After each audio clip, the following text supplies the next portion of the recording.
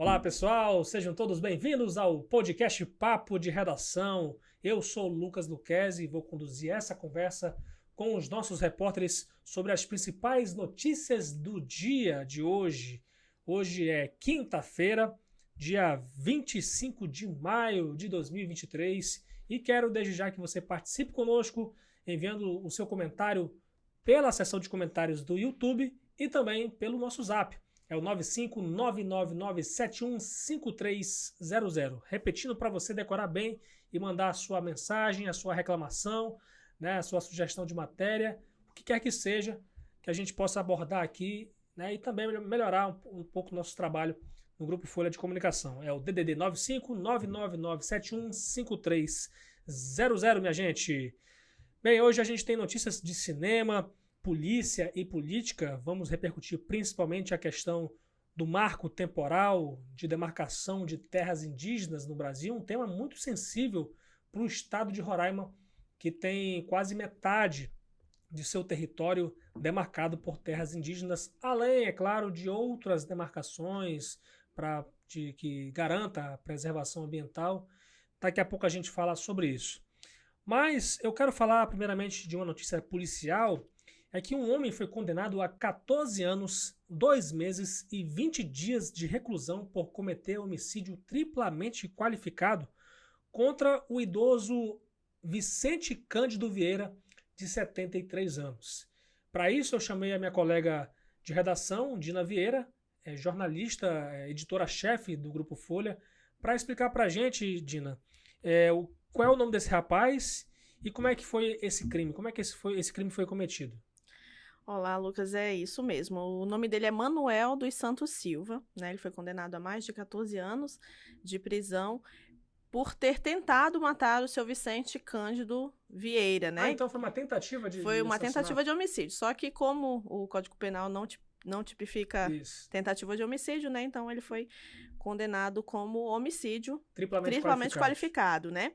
Essa decisão saiu na última terça-feira, dia 23, só foi divulgada hoje, né? O crime ocorreu em 2021, no dia 12 de janeiro de 2021. Entendi. E a justiça certamente apurou aí a motivação desse crime. Qual foi ela? Segundo a denúncia oferecida pelo MP, o crime teria sido motivado por uma desavença entre os dois por causa de um aparelho de som. Um motivo fútil, né? Fútil, né? Isso mesmo. Entendi. E por que esse crime ele teve uma pena aumentada, né? Tem algum contexto assim especial perante a lei? Um dos motivos é porque o idoso tem mais de 60 anos, né? É uma das... Um dos requisitos que faz com que a pena seja... Isso, e também pela forma que ele foi, né? Não deu chance de defesa ao idoso, que estava tomando banho, o idoso, na hora do crime, né? O idoso se fingiu de morto para poder escapar com vida desse crime. Entendi. Então tá certo, Dina. Obrigado pela sua participação e deixar sempre aberto aí para a gente discutir, né, debater e também repercutir aqui as notícias do dia, tá bom? Muito obrigada. Ainda é mês de maio amarelo, um mês de muita conscientização no trânsito. A gente sabe aí que Boa Vista, o estado de Roraima, ele infelizmente se notabiliza por um trânsito tão violento, tão inseguro para as pessoas. Né, Vinícius Gonçalves? Trouxe você aqui para poder falar sobre outros assuntos, mas pelo menos a gente está indo bem na questão de diminuir internações, mas infelizmente muita gente está morrendo por conta de imprudência muitas das vezes, né, Vinícius? Pois é, Lucas. Primeiramente, bom dia, boa tarde, boa noite a você que nos escuta, né, nas plataformas de streaming, no YouTube também. Chama atenção esse dado da fatalidade. Sim. Eu acho que esse talvez seja o dado de maior atenção, apesar dos acidentes estarem, entre aspas, menos graves no sentido dos ferimentos, mas eles estão mais fatais. Exatamente. Né? Então, a gente precisa reforçar mesmo o recado, né, de ter prudência no trânsito, né, dos motoristas terem muito cuidado, respeitarem as leis de trânsito. A gente vê muito descumprimento, né, das leis de trânsito quando a gente sai, quando a gente vai de carro, de ônibus na cidade, né? A preferencial, por exemplo, a faixa preferencial, a quantidade de acidentes que tem acontecido nos últimos dias, nos últimos meses, em que motoristas, né, motociclistas não respeitam a faixa preferencial ou por desatenção, né, não terem visto a placa, ou mesmo por descobrir mesmo, querer tirar uma vantagem ali nas ruas ali. A gente sabe que algumas ruas da Zona Oeste de Boa Vista, as ruas são estreitas, né? Então, um momento de desatenção, né? Você pode colocar a sua vida em risco e a vida de quem está do outro lado, né? No outro veículo, né? Exatamente. E aí, muitos acidentes acontecem por motivos bestas, gente, sabe? Assim, motivos totalmente evitáveis. Mas eu chamei o Vinícius aqui para falar um pouco de política, porque, veja bem, a ONG Transparência Internacional Brasil divulgou um ranking para mostrar como anda os portais da transparência das Assembleias Legislativas brasileiras. E aí você me pergunta, Roraima ficou onde? Ficou em 16º lugar. E eu vou perguntar para o Vinícius o que representa esse levantamento, né? Essa posição, né? O que diz o ranking? A gente está bem? Isso é bom? É regular? É ruim? O que é? Pois é, Lucas. De acordo com os índices avaliados pela ONG, né, Roraima teve uma avaliação regular. Não dá para dizer que foi uma avaliação ruim, né? Teve estados que tiveram avaliações piores, mas se a gente fosse pensar na escola, né, de 0 a 100, Roraima tirou 41 pontos. Se a gente for pensar no ritmo de escola, Roraima estaria em recuperação. Roraima não teria passado de ano.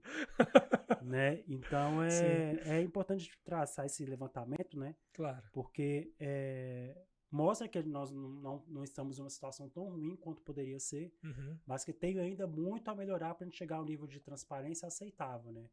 Com certeza. Vou te perguntar também os critérios, né, os quesitos que essa pesquisa considerou ao avaliar essa questão da transparência. Quais foram? Pois é, Lucas. A ONG Transparência Internacional ela já tem um trabalho já muito específico em relação à divulgação desses dados, né, não só de legislativo, mas de executivos estaduais e municipais do Brasil. E eles fazem essa avaliação, avaliando os portais, né, na divulgação de salários tanto dos deputados quanto dos servidores, né? Agendas, disponibilização das agendas dos parlamentares, o respeito às normas ali da Lei Geral de Proteção de Dados, né? Foi aprovada recentemente, já está em vigor, né? A existência de documentos, de bibliotecas digitais para acesso a documentos, apareceres, né, de legislativo, enfim, uma série de vários critérios, são aproximadamente 60 critérios, e se a Assembleia cumpre aquele critério, ela recebe um ponto, se ela não cumpre aquele critério, ela não recebe ponto. E aí o acumulado desses pontos chega à nota final.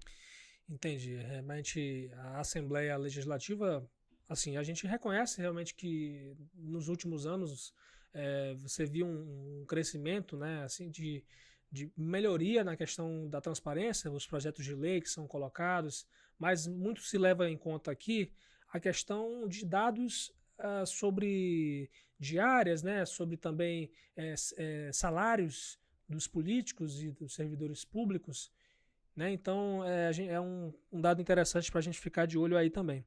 Mas aí eu queria te perguntar nessa pesquisa, o que teve de negativo nessa avaliação em relação à Assembleia Legislativa de Roraima? Pois é, Lucas, de acordo com o levantamento, a casa teve uma avaliação negativa nos critérios de participação e engajamento, né, além e o critério governança.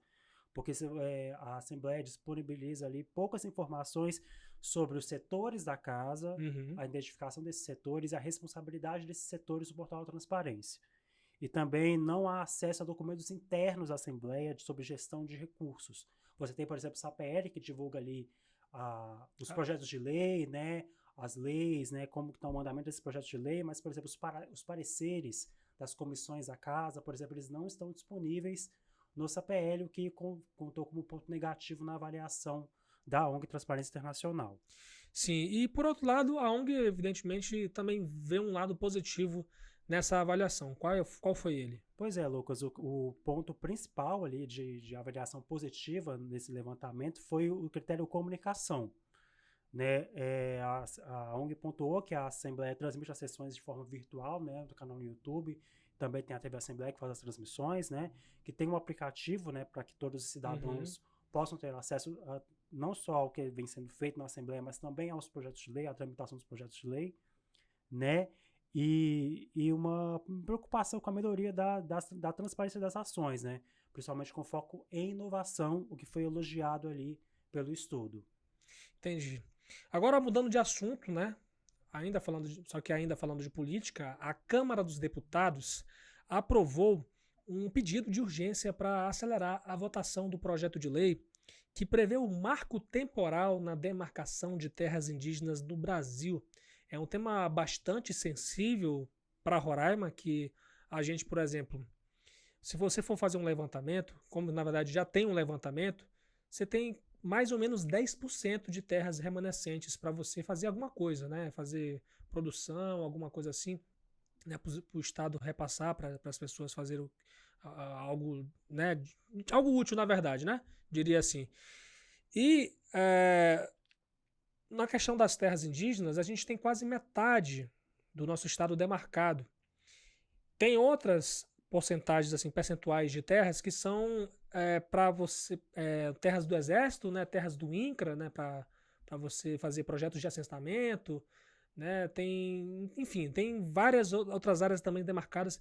Tem a questão também ambiental, né, de proteção ambiental que você tem. Então você tem um estado que tem a maior parte dele, maior parte do seu território demarcado, a maior parte por terras indígenas.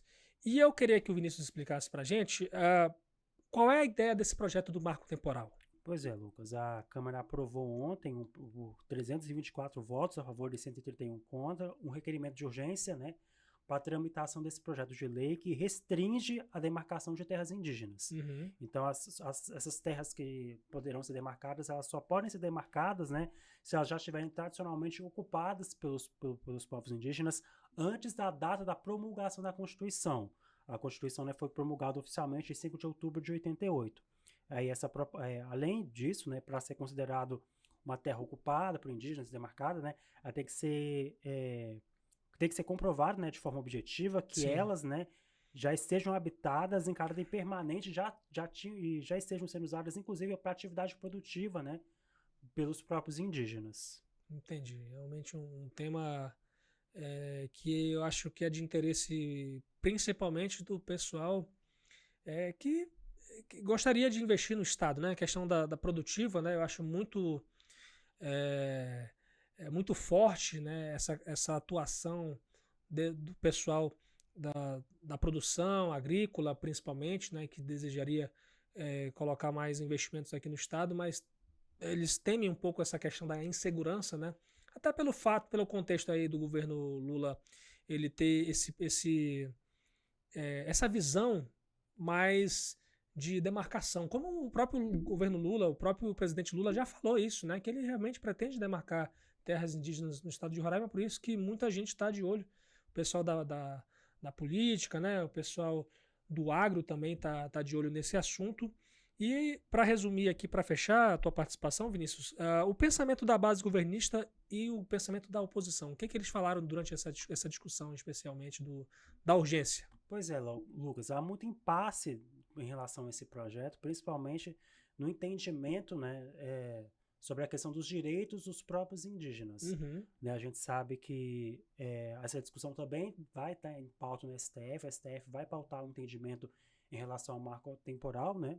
E aí, entre os governistas, a ideia é de que esse projeto passando, né, o projeto deve ser votado na semana que vem de forma oficial, né? Sim. O projeto sendo aprovado há uma expectativa de que haja paz no campo, né, em relação a possíveis conflitos entre indígenas e donos de terra. Sim. Né? Já a oposição vê a aprovação desse projeto como retrocesso aos direitos já conquistados pelos indígenas. A gente sabe que o STF já chegou a ter um entendimento sobre o marco temporal, pegando o que ocorreu aqui em Roraima, na Raposa Serra do Sol, né, há mais de 10 anos atrás. Sim. Enfim, e aí a aprovação desse projeto não só para grupos indígenas, né, para os deputados que defendem a causa indígena, mas para outros deputados da base governista, é que há um retrocesso nesse sentido, já que justamente quando essa delimitação de tempo, né,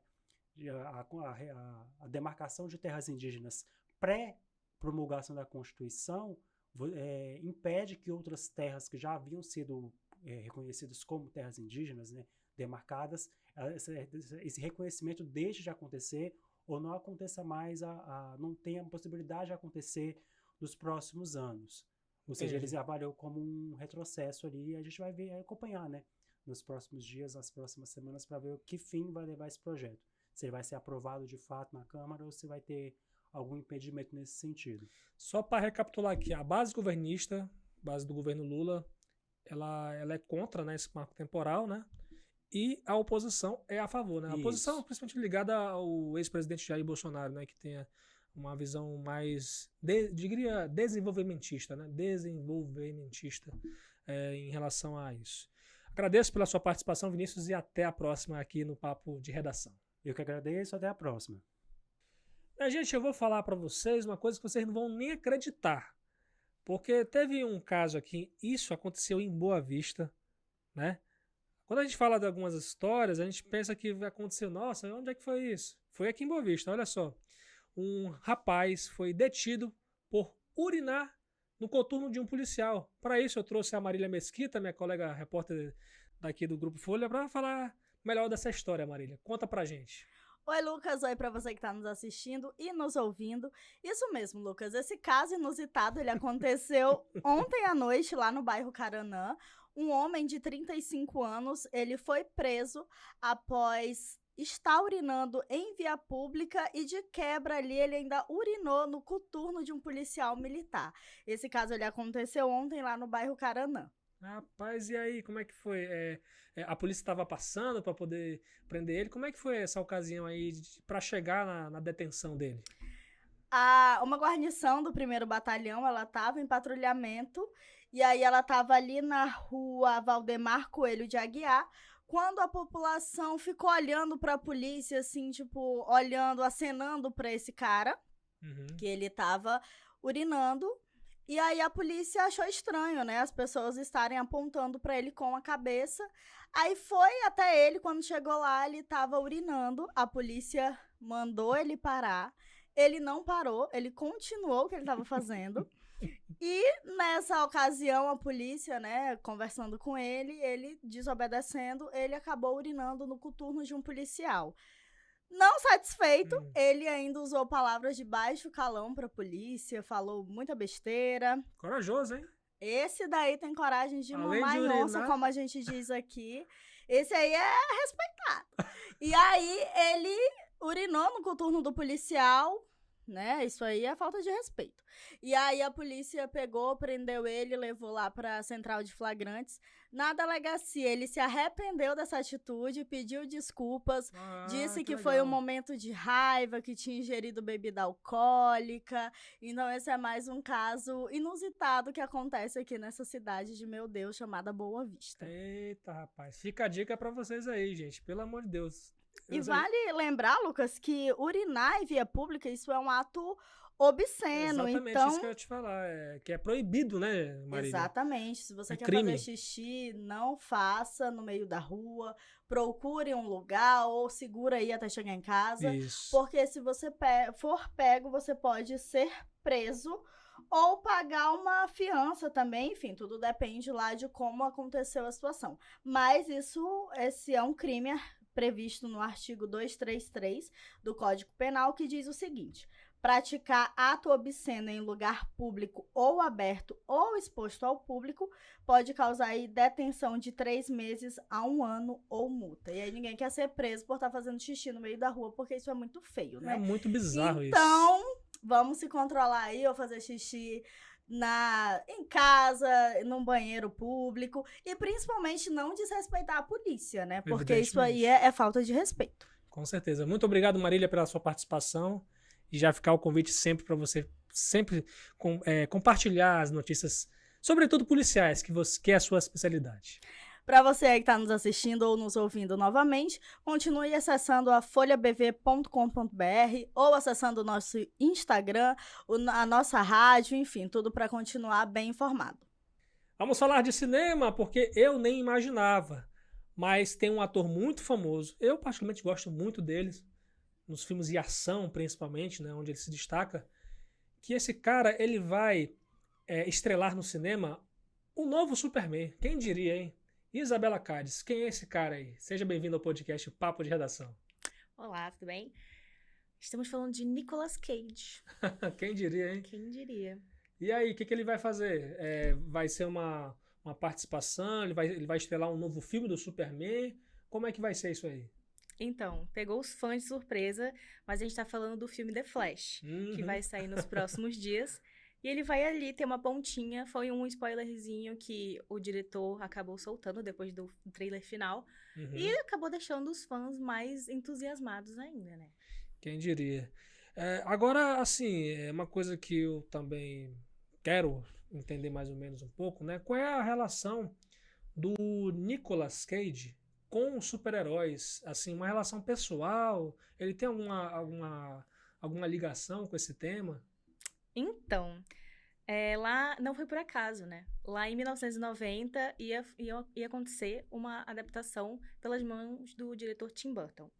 E aí, o Nicolas foi cotado, ele fez o teste, inclusive a gente tem uma foto muito icônica dele com a roupa do Superman, mas acabou que o projeto não andou pra frente. Sim. Mas o ator sempre foi apaixonado por super-heróis, principalmente ali pelo Superman. Inclusive, ele teve um filho mais pra frente, que se chama Kal-El, ou Kal-El, como a gente costuma falar, que é o nome kryptoniano do Superman. Olha aí, quem diria, realmente é mais do que a gente imaginava, né, essa ligação do Nicolas Cage com os super-heróis. Agora, falando do The Flash, né, enfim, a gente vai falar, eu particularmente eu pensei que o Nicolas Cage ia estrelar ia ser um novo filme do Superman, né, ia ser um remake, quem sabe, né, mas na verdade ele vai ser um coadjuvante, como você falou, do The Flash. Mas o que o filme The Flash ele reserva para o público, né, nos cinemas desses próximos tempos aí?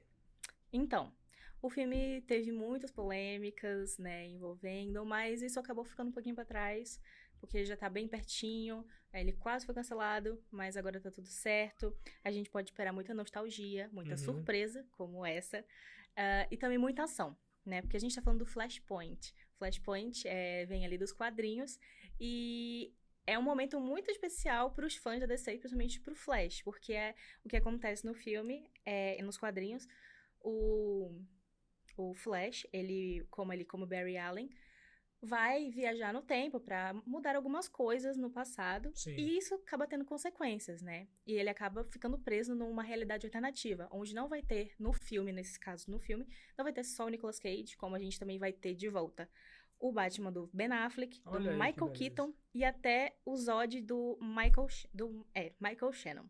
Então a gente vai ter muita gente que foram Batmans anteriormente, até mesmo alguns intérpretes do Alfred, né, do Mordomo, vão estar todos juntos. Então é um filme muito esperado, porque vai ser muito interessante ver todos juntos, né? Com certeza. Para todos os públicos, né, Isabela? Sim. Agora, deixa eu te perguntar também, já tem data de estreia desse filme aí? Temos sim. Vai ser agora no dia 15 de junho. Tá bem pertinho aí. 15 de junho. E os cinemas também, os cinemas daqui de Boa Vista também vão estar, evidentemente. Com certeza. Pré-venda, pré-estreia, com certeza vai estar bem lotado. Beleza.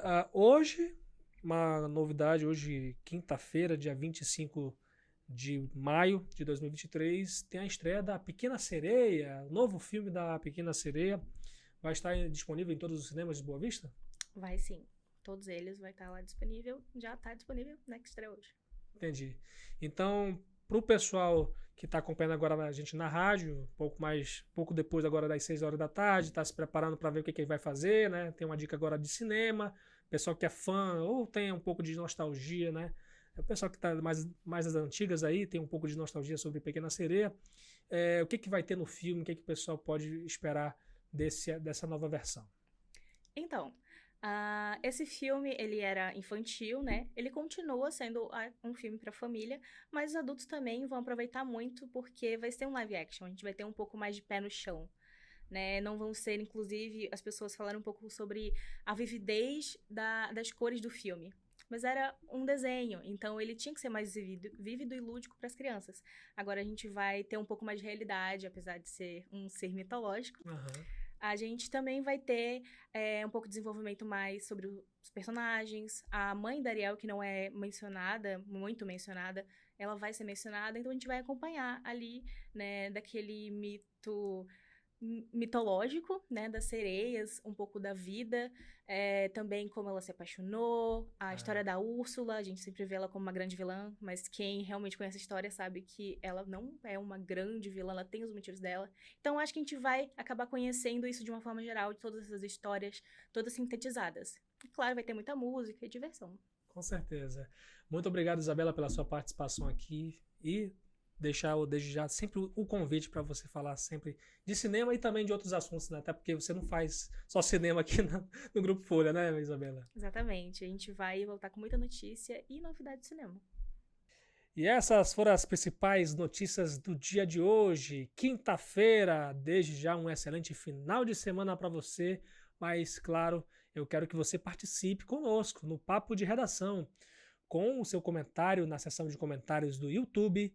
É facinho, gente. Falar mal da gente aí é muito fácil, né? Imagine como é que era antigamente, né? A gente poder enviar carta para o jornal, enviar carta para a rádio, né? Hoje não. Hoje você, na palma da sua mão, você comenta aí uma novidade, né? Dá uma sugestão de matéria para a gente abordar aqui no podcast, ou mesmo na nossa Folha de Boa Vista, que nós estamos agora, folhabv.com.br. E aí você pode também mandar a sua mensagem para o zap 95999715300, DDD 95999715300. Siga a gente nas nossas redes sociais, no Instagram, no Twitter e no Facebook, estamos como @FolhaBV, e aqui no YouTube, @TVFolhaBV. A apresentação e produção é minha, Lucas Luquezzi, a edição de Fabiano Lopes e o apoio técnico de Aduan Figueiredo e Riover Herrera. Até amanhã, se Deus quiser.